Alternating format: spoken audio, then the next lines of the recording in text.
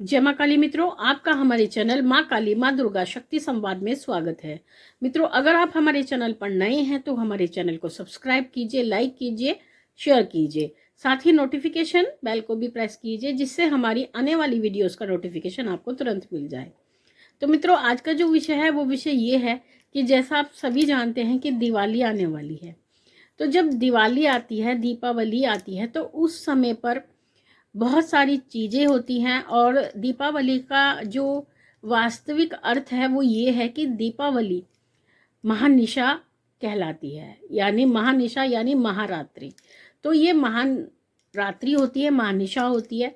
तो इस समय पर जो भी देव शक्तियाँ होती हैं वो अपने चरम सीमा पर होती हैं। नकारात्मक शक्तियाँ और सकारात्मक शक्तियाँ, दोनों प्रकार की शक्तियाँ इस धरा पर वास करती हैं दीपावली के दिनों में। और जो दीपावली के दिन प्रारंभ हो जाते हैं वो अष्टमी के बाद से प्रारंभ हो जाते हैं। वैसे तो ये कृष्ण पक्ष लगते ही प्रारंभ हो जाते हैं, लेकिन जो मुख्य होते हैं दीपावली के 8 दिन बहुत महत्वपूर्ण होते हैं और सतर्क रहने वाले भी होते हैं, जिसमें हमें बहुत सारी सावधानियां रखनी होती है। लेकिन जो 5 दिन होते हैं, यानी जो धनतेरस से प्रारंभ होते हैं और भाई दूज तक के दिन, ये 5 दिन साधनाओं के लिए बहुत श्रेष्ठ होते हैं। और जो 3 दिन होते हैं वो तंत्र के लिए विशेष होते हैं, यानी धनतेरस, भूत चौदस और दीपावली। ये 3 रात्रि अपने आप में बहुत महत्वपूर्ण होती है तंत्र साधकों के लिए या तंत्र करने वालों के लिए। जो लोग इस समय पर किसी से ईर्ष्या रखते हैं, द्वेष रखते हैं या किसी भी प्रकार की दुर्भावना रखते हैं, तो ऐसे समय पर लोग अपने शत्रुओं के शमन के लिए तंत्र आदि का प्रयोग करवाते हैं। तो ऐसी अवस्था में सामान्य व्यक्तियों को कुछ सावधानियां रखनी चाहिए। सावधानियां इसलिए रखनी चाहिए जिससे कि किसी भी प्रकार के नकारात्मक ऊर्जा, तंत्र, काला जादू, टोना टोटका का प्रभाव उन पर या उनके परिवार पर ना आए। तो ऐसी स्थिति में कुछ सावधानियां जो हमें विशेष रखनी चाहिए कि हमें चौराहे तिराहे से बच करके निकलना चाहिए। जब हम घर में प्रवेश करें तो हमें आते ही छोटे बच्चे को गोद में नहीं लेना चाहिए। पहले हम आए, पानी पिए, बैठें, ठीक है। या अगर जैसा आपका रूटीन रहता है तो भगवती को प्रणाम करें, अपने इष्ट आराध्य को प्रणाम करें। उसके बाद ही आप अपने छोटे बच्चे को गोद में लें। इस बात की विशेष आपको सावधानी रखनी होती है। साथ ही जो शमशान घाट होता है या कोई नदी का किनारा होता है या सुनसान जगह होते हैं, बीहड़ होते हैं, मैदान होते हैं, तो उस तरफ जाना हमें थोड़ा अवॉइड करना चाहिए। कोशिश यही करनी चाहिए कि हम उधर ना जाएं। और कोई भी ऐसी वस्तु जो संदिग्ध होती है हमें उसको ठोकर नहीं मारनी चाहिए, विशेषतः इन दिनों में, क्योंकि इन दिनों पर बहुत सारी टोने टोटके भी होते हैं, तंत्र भी होते हैं। तो कुछ चीज़ें ऐसी होती हैं जो चौराहे पर छोड़ी जाती है, सुनसान जगह पर छोड़ी जाती है, कई बार बीच रास्तों में भी छोड़ी जाती है। तो हमें संदिग्ध वस्तुओं से बच करके निकलना चाहिए या अपना रास्ता बदल देना चाहिए इन दिनों के अंदर। और सबसे महत्वपूर्ण बात, सबसे ज़्यादा हमें जो सावधानी रखनी चाहिए वो रात के समय रखनी चाहिए। रात ही जो होती है वो बलशाली समय होता है इन चीज़ों के लिए।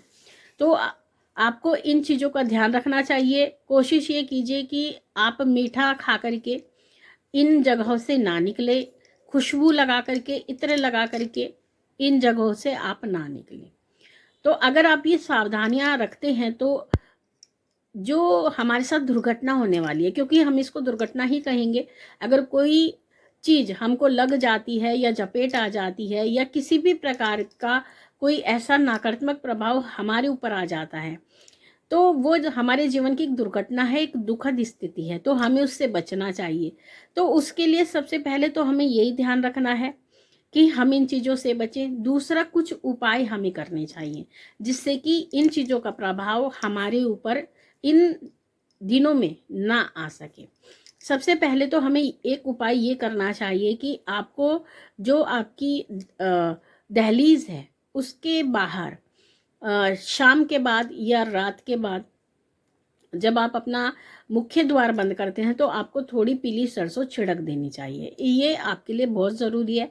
अगर आप पीली सरसों छिड़क देते हैं तो कोई भी नकारात्मक शक्ति आपके घर में प्रवेश नहीं कर पाएगी। सबसे पहले तो आप ये करें। दूसरी बात, आपको नित्य प्रति कवच का पाठ करना चाहिए। जो कवच आप नित्य करते हो उसके आपको थोड़े पाठ बढ़ा देने हैं। जैसे आप 1 पाठ रोज करते हो तो इन दिनों में आप कम से कम 3 पाठ करें। अपने कवच को प्रबल कीजिए। छोटे बच्चों को रात के समय बाहर ना भेजें, बच्चों को अंदर रखें। सायंकाल में अपने कपड़े छत पर ना फैलाएं, इस बात का भी ध्यान रखें। और इन 3 दिनों में विशेषतः आप अपने घर के मुख्य द्वार पर चौमुखी दीपक अवश्य लगाएं। इससे आपके घर के जो द्वारपाल हैं, आपके कुल देवी देवता हैं, आपके पितृ हैं, वो उस दीप के माध्यम से आपके घर के पहरेदार हो जाएंगे। तो ये उपाय आपको इन दिनों में विशेषतः करना है। और अपने घर में गंगा जल के छींटे आपको लगाने हैं इन दिनों में, ये भी आप विशेष ध्यान रखें। और अगर आपके गुरु हैं तो गुरु के द्वारा आप अपना कवच जो है धारण कर ले। अगर धागे पहनते हैं, कुछ जो सदगुरु महाराज होते हैं या गुरुदेव होते हैं वो अपने बच्चों को रक्षा कवच देते हैं, तो वो आप धारण कर लें। क्योंकि अगर आप वो धारण करेंगे तो आपकी सुरक्षा होगी इन चीज़ों से। तो आप ये भी एक कार्य कर सकते हैं।